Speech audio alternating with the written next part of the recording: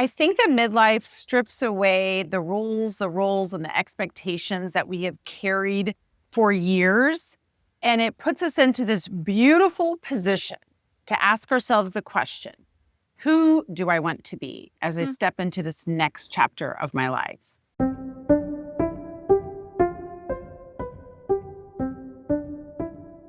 Hi, this is Monica Packer, and you're listening to About Progress, where we are about progress made practical. I am turning 40 years old next summer, so we can now cue all the midlife crisis jokes. But all kidding aside, I have to say that this approaching milestone of midlife has so far lived up to many of its stereotypes. My eyesight is fading. I'm considering getting some readers really soon. My joints aren't what they used to be.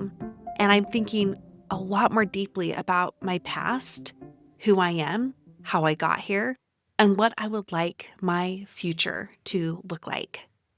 I have long joked that I already went through my midlife crises at 20 and 30 years old, and those were genuinely awful but transformative times in my life.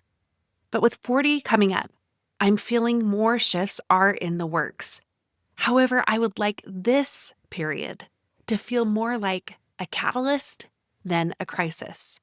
And when I think of you, I am sure you are in a similar boat.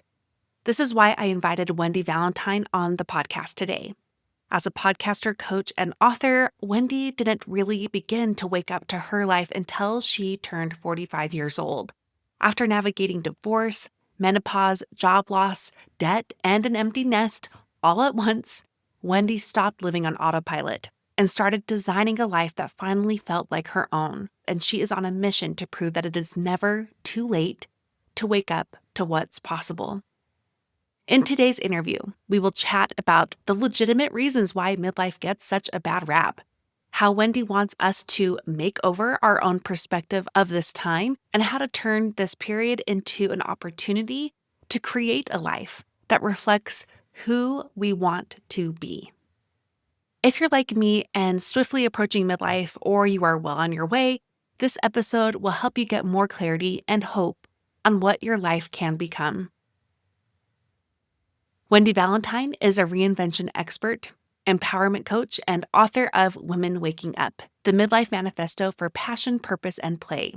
She's also the creator and host of the Midlife Makeover Show, the #1 podcast inspiring women worldwide to embrace midlife. Her journey from breakdown to breakthrough fuels everything she does, from leading women through guided meditations or road tripping the US. Wendy currently splits her time between Portugal and wherever the road takes her, living proof that life gets better, not smaller, with age. That interview is coming up after a quick break for our sponsors.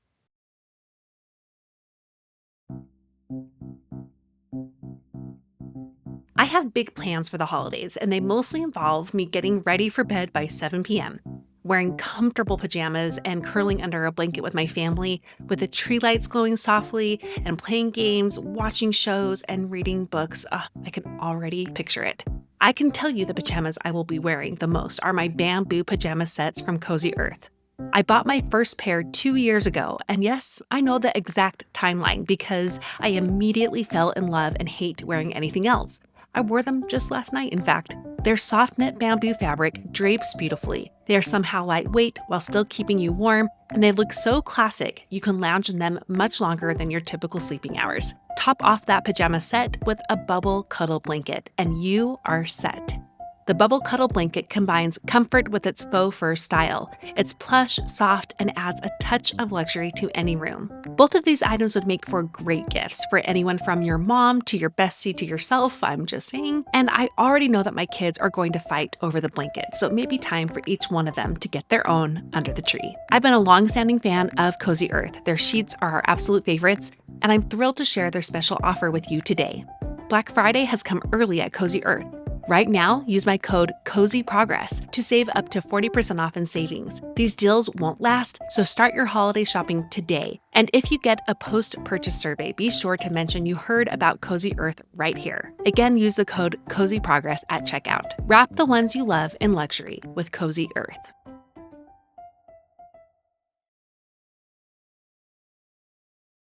Wendy Valentine, a big welcome to About Progress. Thank you so much for having me. This is awesome. So many of our community members are beginning to approach midlife or are in the thick of it. And that can bring up a lot. I mean, I think the body alone is a whole other topic. But I think internally, as we're looking at our lives and we are at this crux of a moment where we suddenly are in a position of questioning our lives and how we got here and why we're here. And if it's really what we want, that's what this midlife can bring for us.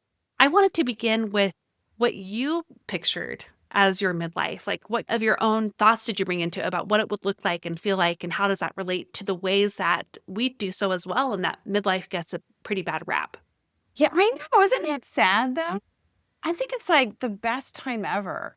I'm trying to flip the script completely from midlife crisis to more of a catalyst.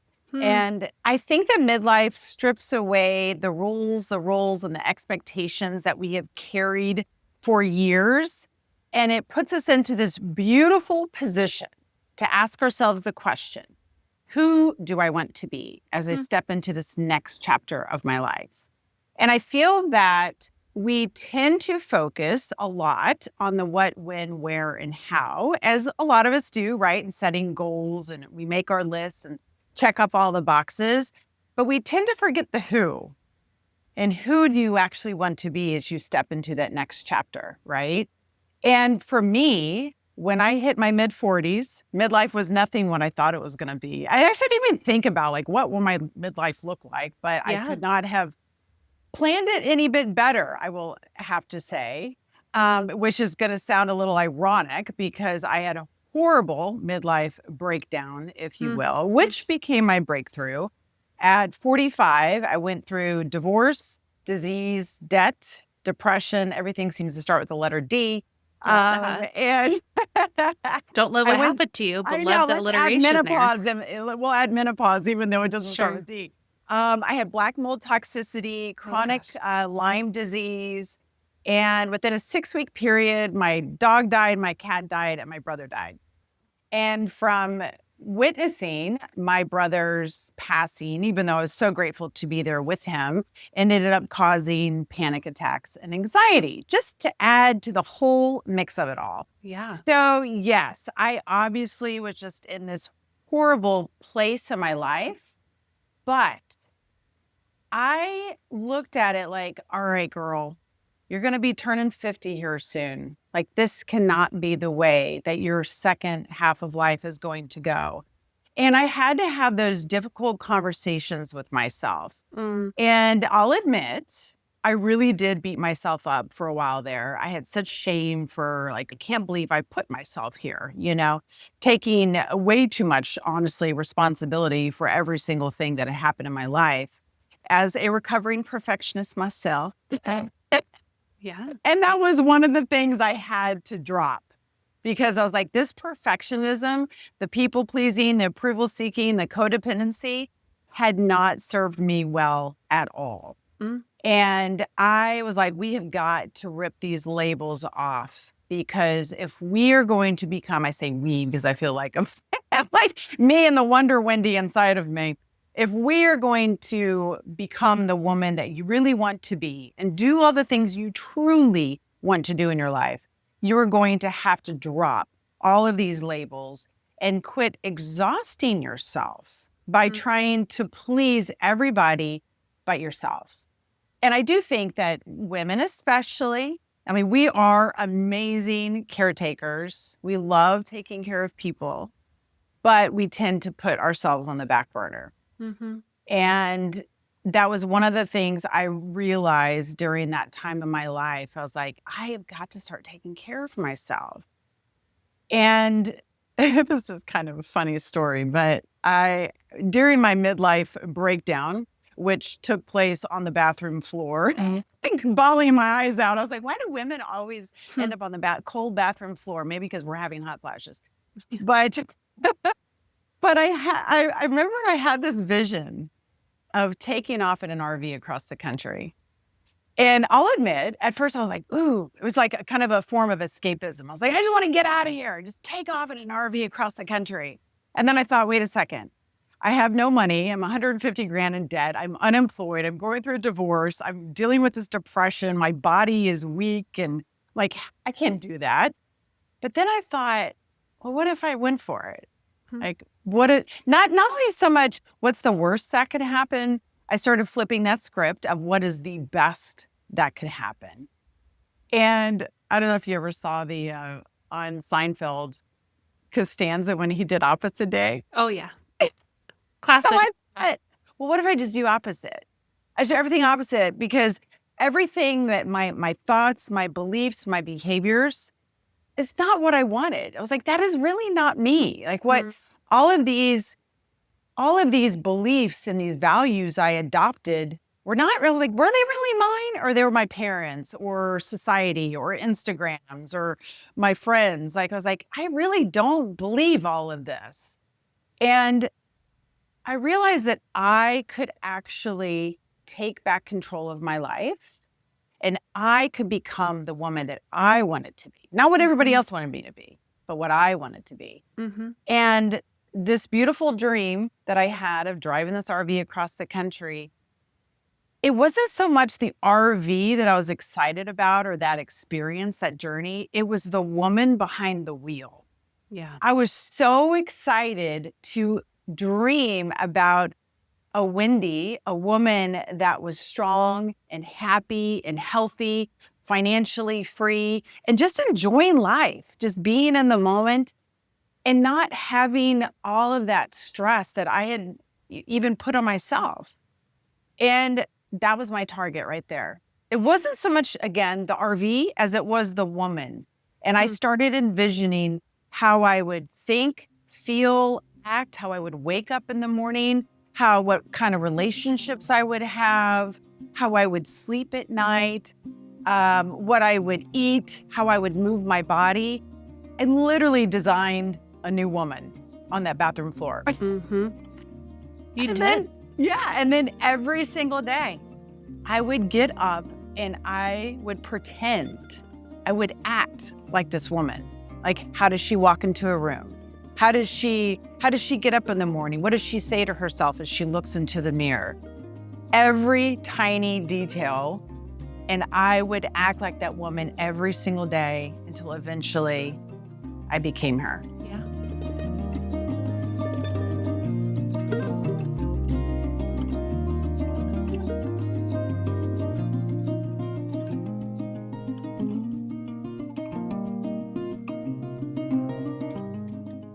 You know, I think it's understandable that there's a midlife crisis kind of stereotype because it can feel like a crisis when you have led your life by default. It's almost like you're sleeping on your own life and you kind of wake up and you realize, well, who am I and how did I get here? And how did it happen in good faith, but almost by accident? Like by Mm. default, I made these choices or I've lived this way for this long. And it Yeah. can feel like a crisis. But like you said, it seems like the first shift here is to shift it to this opportunity as a catalyst instead of a crisis. I want you to speak to the women who are not quite there yet, but they would like to be. Yeah. What would you say to the woman who needs to feel that validation of, yeah, you've been asleep in your own life and Mhm. now you are waking up to it. But here's what's going to happen. Here's what can happen next for you. I would have to say the number one thing to do is become your own best friend.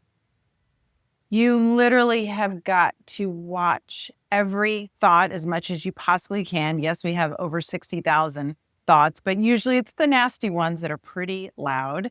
Yeah. You have to listen to how you speak to yourself, how you think about your life, how you motivate yourself or unmotivate yourself. And you have to change out those thoughts into more empowering, Mm-hmm. inspiring, loving thoughts. Like you do for your friend, Yeah, for your best friend. exactly. Exactly. Yeah. And if your best friend doesn't speak well to you, then you need to get a new Time to best get a new friend, one. right? Yeah. Yes. But yeah, exactly. And as we know, I mean, it's crazy that it's only been 35 years that they figured that you can rewire your brain. I think we Mm-hmm. had wheels on suitcases before that. But in any event, yeah, we do know that you can rewire the brain, which means that you can change your brain You can change your thoughts. You can change your beliefs. You can change your body. You can change your life. You can. It's not just like, oh, foo-foo thinking. You literally can do that. And here's one thing to keep in mind. You are 99% energy, actually a little bit more than that. And why does that matter? Because you are energy, I am energy, the chair you're sitting on is energy. Everything is energy, and everything is vibrating. And however you are vibrating, whether you're vibrating up here with joy and gratitude and love, or you're down here with sadness and grief and depression, right? When you raise that vibration and you really, really put your energy out there in a loving, beautiful way, oh, like the things that come back to you in your life, you end up not even, it's like the law of least effort. You don't end up having to try so hard. And I think like it's like once you can get that, you can relax. Just relax into your life and enjoy. And you're not wasting so much time and energy and space in your mind on things that really are irrelevant. I mean, I'm amazed sometimes even myself, like why am I wasting so much time and energy thinking about that? Like I could be doing other things with that time and space and energy rather than worrying about silly stuff that we can't control. So much of the power of letting go, actually, right? Yes, and it's tough, but it's practice. I do think that even happiness is a habit, right? Worry can be a habit. I was a chronic worrier. I would worry about the silliest things. I would be up all night, and it would just like over and over and over and over again in my mind.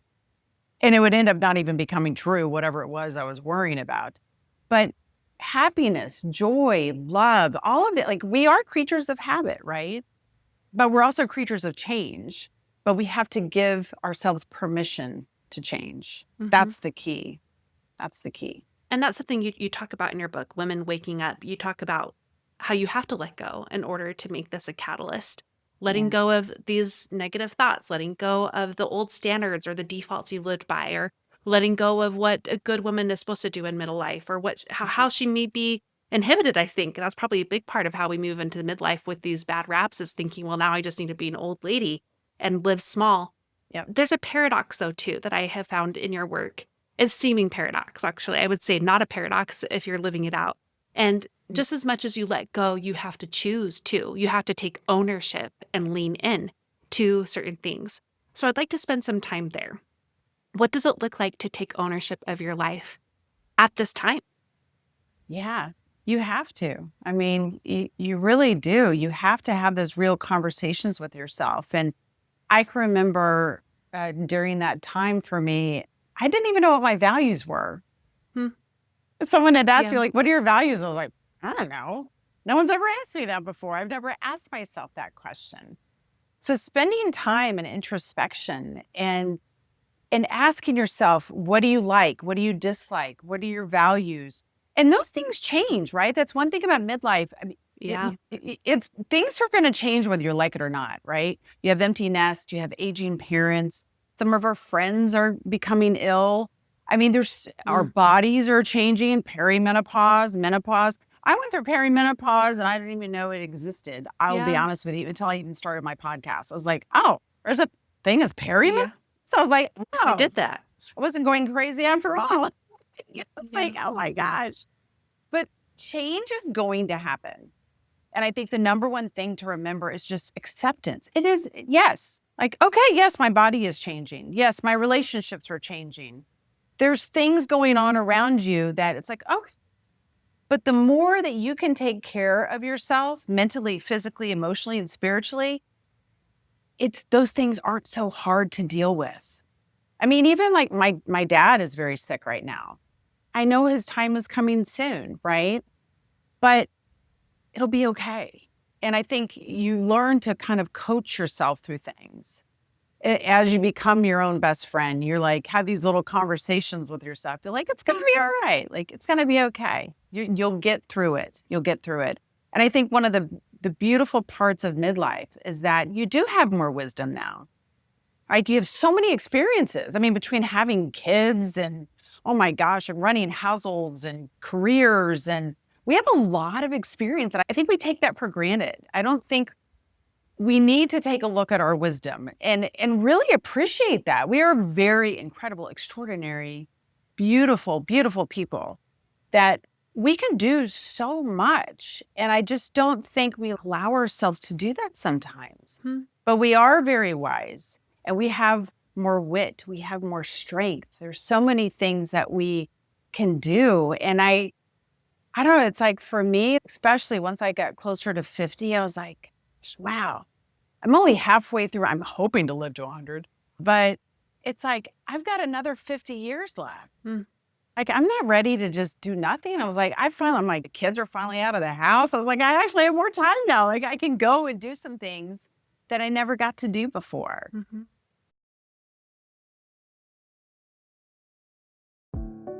If you owned a business, would you sign up for continuing education to support it?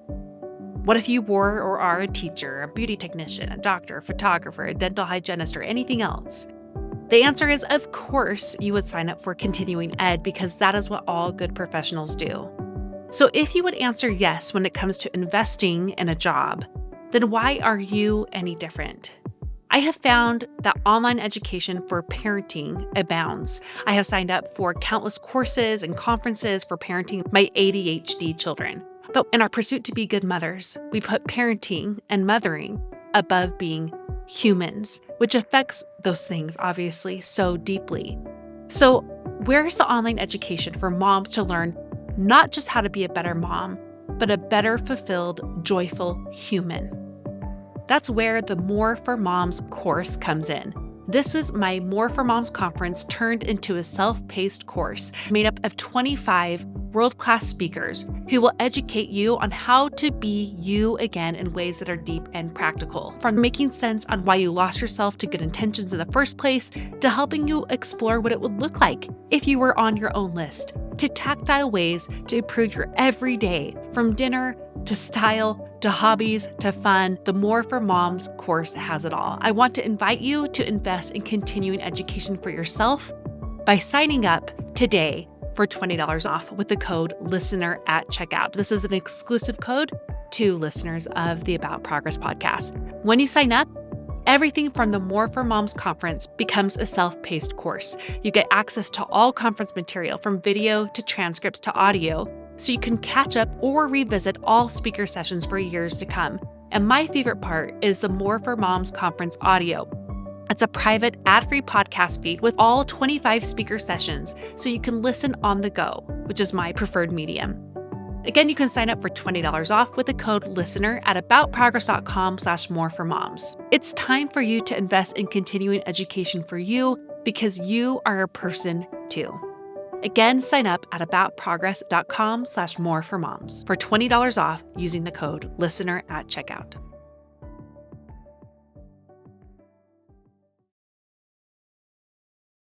So a lot of that ownership comes down to the inner work you said about getting reacquainted with who you are now, with what your values, your likes, your dislikes, as well as the mindset shifts that we talked about too.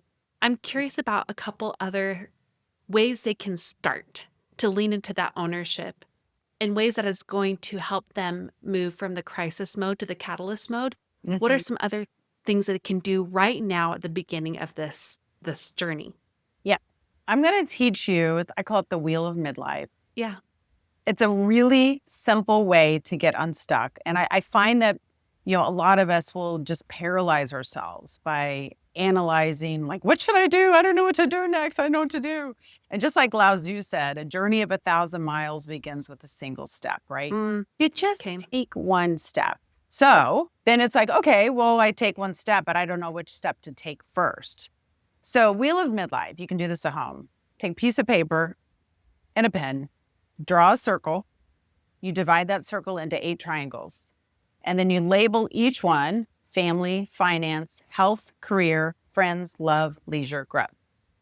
And on each wedge there, on each piece of the pie, or pizza pie, you'll rank it from 1 to 10. 1 is completely dissatisfied in that category in your life, and 10 is totally satisfied. And you'll go through each section and you can just shade it in. Like, okay, how do I feel about where I'm at right now with my family? And you usually know, like what a 10 means to me is different for you, or a 5 or whatever. Don't overthink it. You usually know right away. And or like if your finances aren't great right now, okay, maybe like it's a 2, whatever. Go through each of those 8 categories. Whichever one is the lowest, start there. Yeah. Just take one step in that area. And what's fascinating is that as you start to take action in one area, it spills over to the other areas in your life. I mean, if you think about it, right? Like, let's say your health is not doing great. And you're like, okay, you know what? I'm starting more vegetables and drinking water. I'm going to start moving my body more. Interestingly, your relationships can improve, your personal growth can improve because as you feel better, like, you know what, I think I'm going to start reading again, or we'll start doing some meditation. And that happens without you trying. Again, back to the like law of least effort. You can just do these things. You're taking one step and another. And eventually your whole life changes without you even Mhm. realizing it. Well, I'm all about those series of small steps, Yeah. especially when it feels so overwhelming. I mean, we hear your story and we think about, wow, at 45, you had so much loss, things to grieve, starting from ground zero in many ways in your Mhm. life. But now you're doing all these amazing things. I mean, you're an author and you've traveled with your RV and you have your podcast and like you coach and support women there too. So, but we don't see the in between. Yes. Yes. And I would like to hear more about the in between then. I know you started with that will yourself. I'm curious which of those categories were you like, okay, I have to start there. Oh, mine was finances. I mean, I was unemployed. I had over 150 grand in debt. And so that actually was the very first step that I took Yeah. was because I had no resume. I was like, oh my God, I gotta write I need a resume. Yeah. And I sent my resume out all over the country. I was living in Virginia at the time. I was like, I'm willing to move to wherever just to get a job so that I can get out of this debt and I could actually make this dream come true. And within a week, again, kind of crazy as you put the wheels into motion and Yeah. how things will just start to happen. I got a job offer in Chicago selling new construction homes, something I had never done in my entire life. And I was like, okay. And I was like, what would that new Wendy do? You know, new Wendy would go Sure. ahead and, okay, we can do this. Girl, we can sell houses. Let's do it. So Yeah. I packed up the house and drove a U-Haul from Virginia to Illinois and started that new job. And I was so determined to get out of that state that I was in that I was like, I'm going to do anything and everything I possibly can to make this happen. And within 2 years, I went from making $0 to a half a million, which was the most I had ever personally made by myself, and paid off all that debt, ended up saving up enough money to buy the RV. Yeah. And in between all of that, I went to therapy to Mm. overcome the anxiety and Mm-hmm. the panic attacks. I started eating really, really well. Yeah, I mean, and I was trying to do everything that I could to just improve where I was at each day.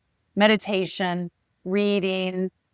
And yeah, I had some really dark moments during that phase. But eventually it all just kind of faded. Yeah, it's magical though. Like again, like the more action that you take, Yes. things will just fall into place. And I've had people ask me like, have you always been this courageous? I was like, no, Huh. not at all. Yeah. And we build courage by taking action. Mm-hmm. Even if it's action that maybe it doesn't get you not much progress, right? Yeah. But it's action it's one stepping stone that leads you to another. And I think we just have to trust. We have to, like the saying is leap and the net will appear.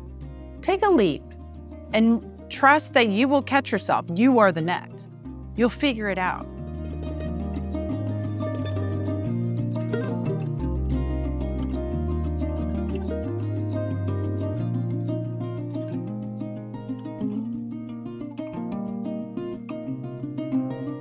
Okay, again, thank you for sharing about those, single steps, from that quote that you shared. I think it's important to say, like, this is where we start, and it looks messy and it's not going to go super well all the time, but that's what leads to actual progress and on courage and change.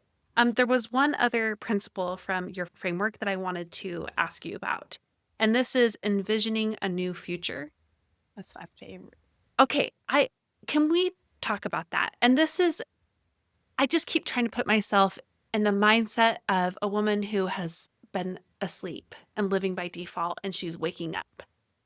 And this is the part that can feel equal parts exciting and terrifying, to Oh, envision a yep. future, a new future. And that doesn't mean you have to burn it all to the ground either. Let's be clear. That's where I think the midlife crisis gets a bad rap, because that's what people can do when they wake up, is Yeah. they burn it all down if it hasn't been already burned down for them. So it doesn't have to entail that. But walk us through what that looks like to envision a Mhm. new future.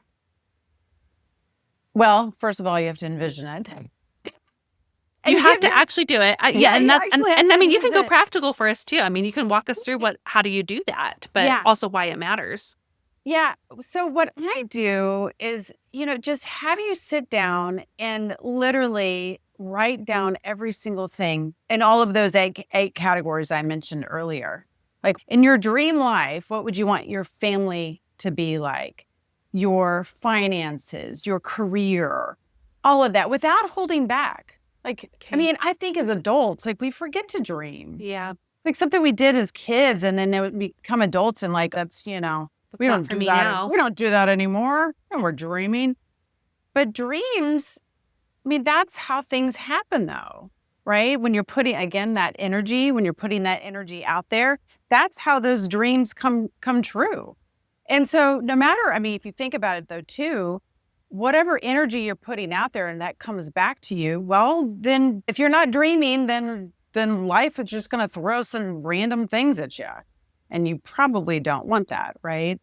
So dream of what you would like all eight categories to look like. And I actually Hmm, have a digital vision board. I have it on my computer screen. great. So yeah, and that comes with a book too. But you can actually, it's on Canva. You just go in there and like plug whatever you dreamt and for those eight categories, you create a digital vision board. And during my time, back in my 40s, that I had that vision board over my dresser and I stared at that thing every single day. I made myself sit there for 5 minutes every day and look at that vision board. I wish I kept it because it's like Yeah. everything came true, which Hmm. is pretty wild. And during that time, I didn't quite believe like, oh, can't happen. There was a part of me that would doubt it. And then again, I was like, what if we just believe? What Hmm. if we just try this for once and see if this can actually happen?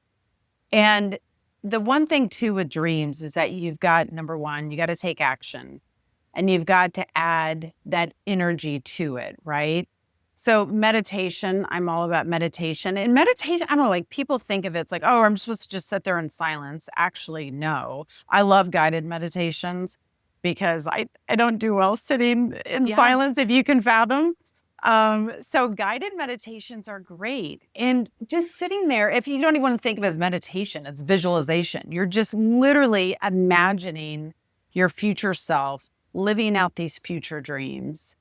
And why not? I mean, you deserve to try a Hmm. dream on for size and see what happens. I love that. You deserve to try. Yeah. And I think this phase is a lot about like what happened. And so part of turning it into that catalyst seems to be that shift to what if and why not? Like, Yeah. why not try?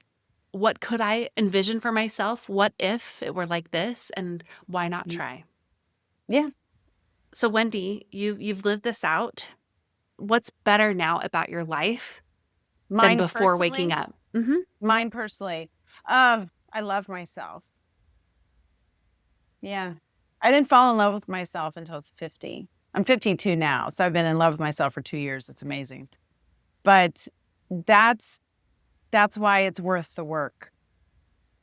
And I mean, I don't regret any of it. Even the darkest of times that I've been through, I'm like, oh, thank God I went through that.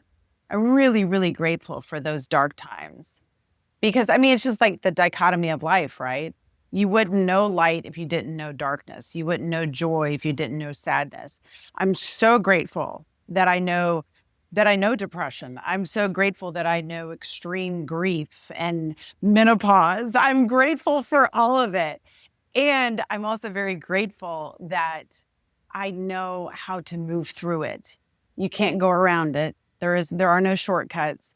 That you can get through it and you get to the other side and you'll just be like so grateful to yourself that you tried.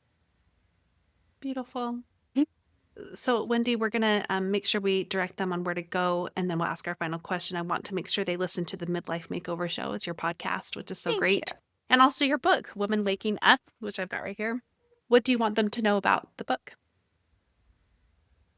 If you are feeling lost or stuck, invisible, or even just kind of slightly dissatisfied in your life, the book has anything and everything you could possibly need to get you to a better place in your life, and actually a dream place in your life.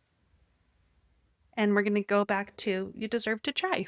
You deserve to Yes. try. So pick up the book. Well, Let's now talk about our final question. And we like to just digest, we learn so much in our sessions with these amazing interviewees like you. What is one small way they can take action on what they learned today? start small and start now.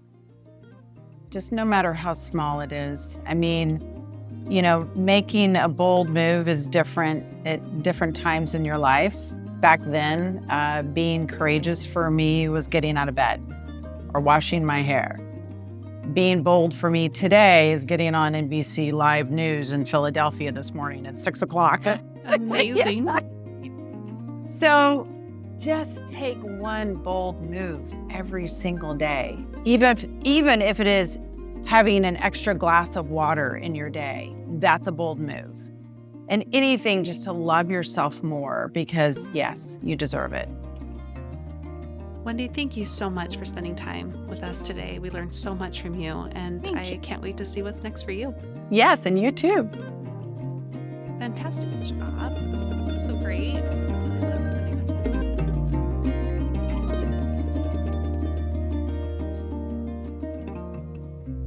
I hope this episode gave you the hug and kick in the pants you need to grow.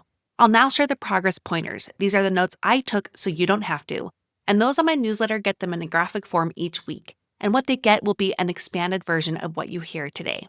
Number 1, reframe midlife as a catalyst, not a crisis. Number 2, become your own best friend. Number 3, use the Wheel of Midlife exercise to assess your satisfaction in key life areas. Number 4, envision and design your future with those same areas. And number 5, start small and start today. And that's actually your Do Something challenge. I know it's a little bit more vague, but I think your gut is going to tell you exactly where you can start small today. And I always love hearing about it. So email me at hello@aboutprogress.com to report in on how that went for you. I was so honored to be interviewed for Wendy's podcast as well. We had an amazing conversation, and I'm just going to be blunt with you. Not every podcast I've ever been on is the same in terms of quality. Wendy was amazing, a really good interviewer, and I loved how that conversation turned out so much. I have linked to it in the show notes if you want to check that out. Before we go, some quick reminders. Our Favorite Things giveaway is going on right now to celebrate the 9-year anniversary of the podcast. I am giving away 9 of my favorite things weekly from now through the end of the year, and you can check out what those items are. They are the best ever, as well as who's already won by going to aboutprogress.com/9-year giveaway. That is linked for you in the show notes. To enter, all you have to do is leave a rating and review on Apple Podcasts and you're automatically submitted. So be sure to do that today. Another reminder is this podcast is listener supported. Members of the Supporters Club make my work with About Progress free and available to all, and in exchange, they get access to 3 levels of exclusive benefits from more time to more content with me. We really need our Supporters Club number to grow right now, And if you can consider joining maybe for your holiday gift coming up to yourself, you can do so for as little as $2 a month by going to aboutprogress.com/support. You can always support the show for free, and the biggest way we're pushing that right now is to leave that rating and review on Apple Podcasts, and it's a win-win. You automatically get entered in that rolling giveaway as well. Thank you so much for listening. Now go and do something with what you learned today.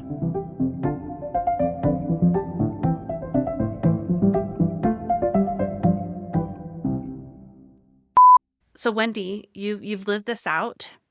Is there one thing you would like to share with the listeners here on what's I would say what's on the other side, but I would also say it's more of like what are you living out right now? You're in the process of living out differently than maybe you did before that this waking up actually brought to you. Wait, say that again. Yeah. Like, wait. So it's kind of like paint the picture of what's on the other side, like one big thing on what's the other side of this work for them.